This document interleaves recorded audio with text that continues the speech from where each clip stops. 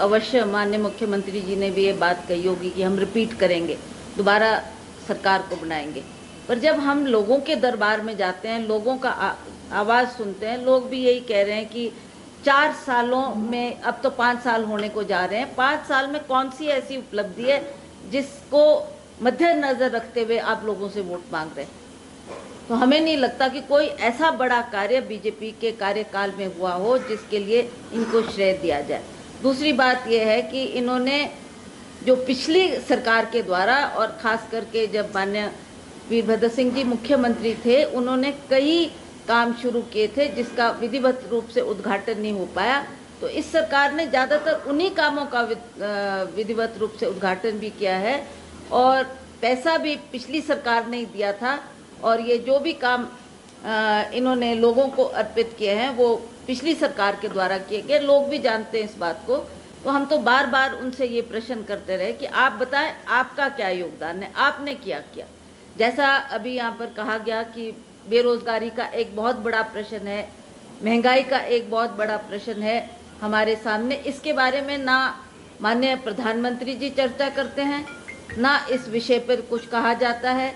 और जबकि आप देखते हैं पिछला जब हमने चुनाव लड़ा था, तो जब मोदी जी चुनाव मैदान में थे तो वो बार बार कहते थे, आपको याद होगा सभी पत्रकार बंधुओं को, कि वो गैस का सिलेंडर सामने रखकर ये कहते थे कि इसमें, उस वक़्त स्मृति ईरानी जी भी आई थी और स्वर्गीय सुषमा स्वराज जी भी आई थी, और बार बार लोगों से कहते थे कि पहले इस सिलेंडर को आपने नमन करके फिर वोट डालने जाना। उसका तात्पर्य यह था कि देखो कितनी कीमतें बढ़ गई है। 450 रुपए का गैस का सिलेंडर हुआ करता था, जिसको उन्होंने कहा कि हमारी सरकार बनेगी तो अवश्य हम इन कीमतों को कम करेंगे। और आज जनता जानती है कि गैस के सिलेंडर के भाव क्या है। हमारा आपने महंगाई को कम किया, ना आपने वो गैस सिलेंडर का चिंतन किया जिसके बारे में आप बार बार हर मंच से इसका जिक्र करते थे। 450 बहुत महंगा है, बहुत महंगा है, और आज तो वो 1000 रुपया क्या 1100-1200 टच कर रहा है। तो तब भी इनकी तरफ से कोई भी उसके ऊपर लोगों को आश्वासन नहीं दिया जा रहा है कि आपकी तरफ से हम इस बारे में जो आपका ये है महंगाई का मुद्दा, इसके बारे में कोई उन्होंने जवाब तक नहीं दिया, इस इशू को एड्रेस तक नहीं किया। दूसरी बात बेरोजगारी की बात है।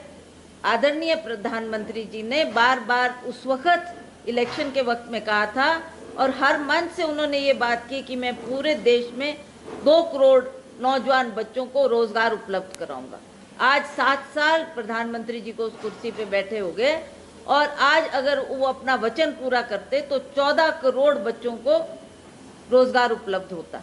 पर आज आप देख रहे हैं कैसे हमारे नौजवान बच्चे जिन्होंने पढ़ाई लिखाई हासिल करके दर बदर रोजगार के लिए भटक रहे हैं। ना चाहे वो कॉरपोरेशन का इलेक्शन है, चाहे वो हमारे विधानसभा के चुनाव है, इसमें भी हम लोगों को अपने विकास के कार्य के बारे में और जो हमने काम किया है, आज चाहे वो नरेगा की बात लें, चाहे प्रधानमंत्री सड़क योजना की बात लें, चाहे अन्य स्कीमों की बात लें, ये उस वक्त तत्कालीन जो हमारे प्रधानमंत्री थे डॉक्टर मनमोहन सिंह जी, उन्हीं के द्वारा, यूपीए सरकार के द्वारा ये सब काम शुरू किए गए। अब चाहे आप इसका नाम बदल के उसको कुछ और तरीके से लोगों के सामने पेश करो, या जो आप बातें, पर लोग जानते हैं कि किसके द्वारा ये सारे काम आज हमें हमारे द्वार पर हुए हैं। और ख़ास करके ग्रामीण क्षेत्र में आप जाएंगे तो आपने देखा होगा कि गांव को लोगों को जो वो 100 दिन का रोजगार मिलता था, उससे कितना बेनिफिट गांव के लोगों को अपने घर द्वार में उनको वो 100 दिन का काम मिला है।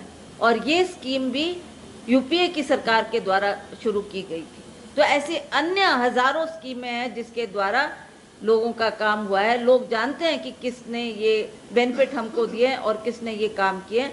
तो आज चाहे भाजपा कुछ भी कहे, पर सच्चाई को हम नहीं छिपा सकते, सच्चाई लोग जानते हैं, और उसी आधार पर हमने अब लोगों के बीच जाकर लोगों का विश्वास जीतना है, सच्चाई लोगों के सामने रखनी है। और मुझे पूर्ण विश्वास है कि हिमाचल प्रदेश जैसा छोटा प्रदेश, जैसा आपने अन्य प्रदेशों की बात की, तो मैं वहाँ के हालात नहीं जानती, वहाँ की परिस्थिति क्या रही, क्यों लोगों ने दोबारा रिपीट वो सरकार की, पर यहाँ आप जानते हैं कि लोग अब हर जुबान पर ये बात है कि हम परिवर्तन चाहते हैं, हम महंगाई से तंग हैं, बेरोजगारी से तंग है।